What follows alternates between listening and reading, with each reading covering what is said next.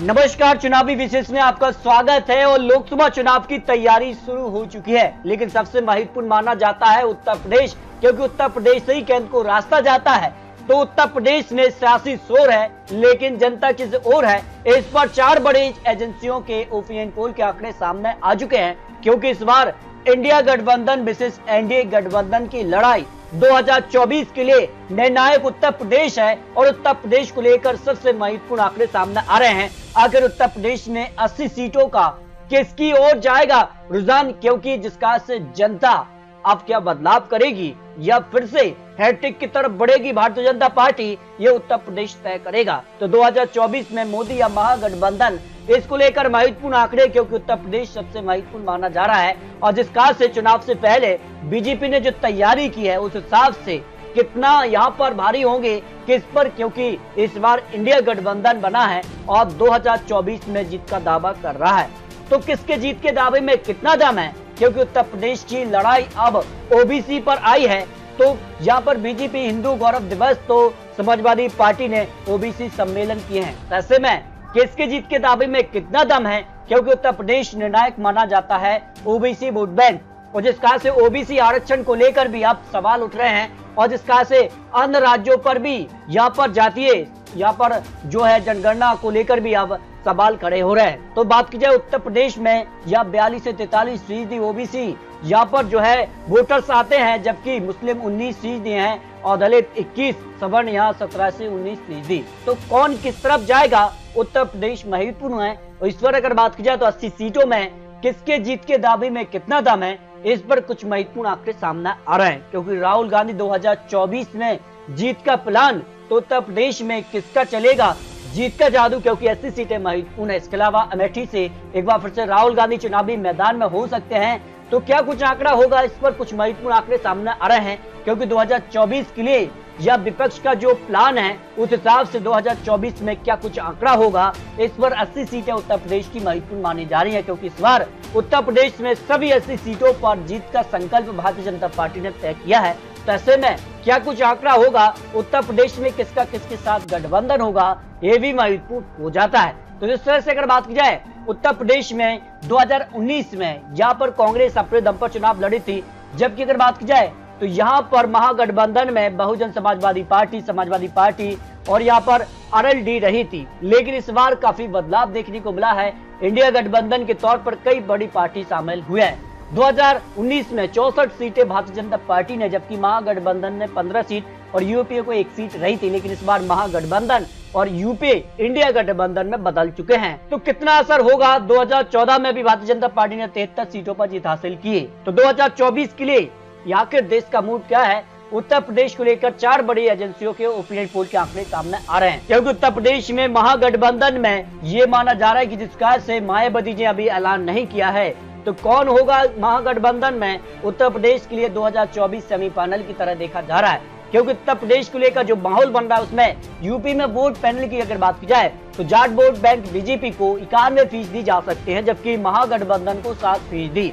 Yadav vote bank 23% यहाँ पर जो है बीजेपी के साथ, जबकि 60% महागठबंधन के साथ हो सकते हैं। कुर्मी वोट 80% बीजेपी के साथ, 14% महागठबंधन के साथ, और अन्य ओबीसी 72% बीजेपी के साथ और 18% महागठबंधन के साथ जा सकते। लेकिन इस बार महागठबंधन ने यहाँ पर जो है ओबीसी आरक्षण को एक बड़ा मुद्दा यहाँ पर उठाया है। तो क्या कुछ आंकड़ा होगा, ओबीसी अगर बात की जाए वोट बैंक की, तो यादव 10% है, कुर्मी 5%, मौर्य 5%, जाट 4%, राजभर 4%, लोधी 3%, गुर्जर 2%, निषाद केवट भी 4% और अन्य 6% आ जाते हैं। तो ओबीसी आरक्षण को लेकर भी अब कहीं न कहीं सवाल खड़े हो रहे हैं, और कौन किस तरफ जा सकता है। उत्तर प्रदेश सबसे महत्वपूर्ण है, और उत्तर प्रदेश में ओबीसी विधायक 149, ओबीसी मंत्री की बात की जाए तो करीब 21 हैं, और लोकसभा की 50 सीटों पर सीधे तौर पर असर देखने को मिलता है। वही अगर बात की जाए तो यहाँ पर 80 सीटों के लिए यहाँ पर मुस्लिम वोट बैंक भी निर्णायक है, और यहाँ पर करीब 19 से 20 सीटों पर सीधा असर देखने को मिलता है। और करीब यहाँ पर जिन जिलों में मुस्लिम आबादी है निर्णायक होती है, और जीत के बीच एक अहम कड़ी मानी जाती है, जिसमें बिजनौर है, मुरादाबाद, नगीना, संभल, सहारनपुर, अमरोहा और गाजीपुर में 10% मुस्लिम वोट बैंक आते हैं, जबकि सबसे ज्यादा 48% मुरादाबाद में मुस्लिम वोट बैंक है। तो इस तरह से मुस्लिम वोट बैंक किस तरफ जाएगा, ये भी महत्वपूर्ण सामने आ रहा है। मर्डराइज के आंकड़ों के हिसाब से यह बीजेपी को 9% मुस्लिम वोट बैंक मिल सकता है, जबकि समाजवादी पार्टी को 68%, बीएसपी को 17% और अन्य को 6% मुस्लिम वोट बैंक जा सकता है। इस हिसाब से 2019 लोकसभा चुनाव में ज्यादा वोट बैंक सीधे तौर पर यहाँ पर महागठबंधन के पक्ष में रहे थे और यहाँ पर 60% रहे थे आंकड़ा कुर्मी कोरिया, 80% बीजेपी के साथ, तो 14% महागठबंधन के साथ, अन्य ओबीसी 72% बीजेपी के साथ, 18% यहाँ पर महागठबंधन के पक्ष में रहे थे। तो इस तरह से अगर बात की जाए उत्तर प्रदेश को लेकर 80 सीटों का जो मर्डराइज का ओपिनियन पोल सामने आया था, उसमें बुंदेलखंड की 4 सीटों पर बीजेपी को 58% वोट शेयर, समाजवादी पार्टी को 19, बीएसपी को 11, अन्य के पक्ष में यहाँ 7%, कांग्रेस को 5% वोट शेयर जा सकता है। 2019 में चारों सीटों पर भारतीय जनता पार्टी ने जीत यहाँ पर हासिल की थी और इस बार भी माना जा रहा है कि 3 से 4 सीटों पर भारतीय जनता पार्टी जीत हासिल कर सकती है, लेकिन एक सीट पर समाजवादी पार्टी यहाँ पर कड़ी टक्कर दे सकती है।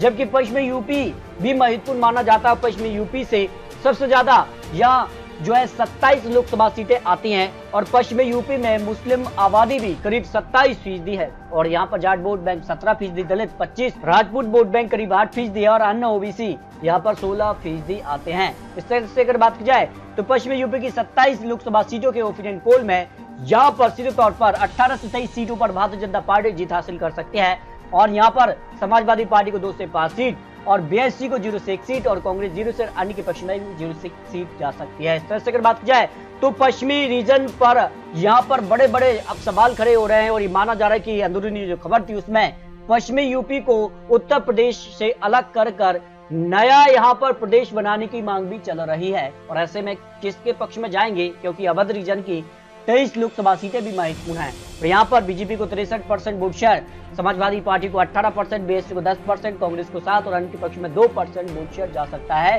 सीटों की बात की जाए तो यहाँ पर बीजेपी को फिर 18 से 23 सीट, समाजवादी पार्टी को 0 से 1 सीट, बीएसपी को 0 से 1 सीट, कांग्रेस 1 से 2 सीट, अन्य के पक्ष में 0 सीट की संभावना दिखाई दे रही है। इस तरह से लोकसभा चुनाव में यह पूर्वांचल रीजन भी सबसे महत्वपूर्ण माना जाता है क्योंकि 26 लोकसभा सीटें आती हैं।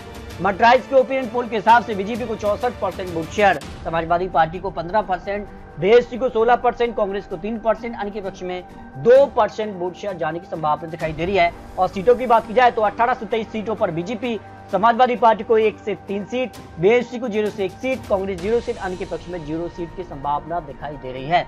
इस तरह से अगर बात की जाए तो यहाँ पर उत्तर प्रदेश को लेकर सभी यहाँ पर 80 सीटों का जो फाइनल ओपिनियन पोल सामने आ रहा है, जो मर्डराइज के आंकड़े सामने आए उसमें उत्तर प्रदेश के लिए बीजेपी को 67 से 73 सीटें मिल सकती हैं, समाजवादी पार्टी को 3 से 6 सीट, बीएसपी को 0 से 4 सीट, कांग्रेस को 1 से 2 सीट, अन्य के पक्ष में 0 सीट की संभावना दिखाई दे रही है, जो अनुमान यहाँ पर लगाया है। इसके अलावा बात की जाए तो इंडिया टीवी CNN सर्वे भी सामने आया है जिसमें बीजेपी को 70 लोकसभा सीटें उत्तर प्रदेश में मिल सकती है और ये माना जाता है कि उत्तर प्रदेश में जिसको ज्यादा सीटें मिलती हैं वो कहीं ना कहीं जीत की तरफ बढ़ते हैं, जिसका 2019 में 64 सीटें और 2014 में 73 सीटों पर भारतीय जनता पार्टी ने जीत हासिल करके यहाँ पर लगातार 2 बार से प्रधानमंत्री मोदी जी बने हैं। तो क्या तीसरी बार भी बनेंगे, क्योंकि उत्तर प्रदेश में भारतीय जनता पार्टी को एक बड़ी जीत की आंकड़े दिखाई दे रहे हैं। समाजवादी पार्टी को 4, कांग्रेस को 2 सीट, अपने दल को 2 सीट की संभावना दिखाई दे रहे हैं। इसके अलावा ETG टाइम्स नाउ का भी सर्वे सामने आया उत्तर प्रदेश को लेकर, जिसमें 69 से 73 सीटों पर एनडीए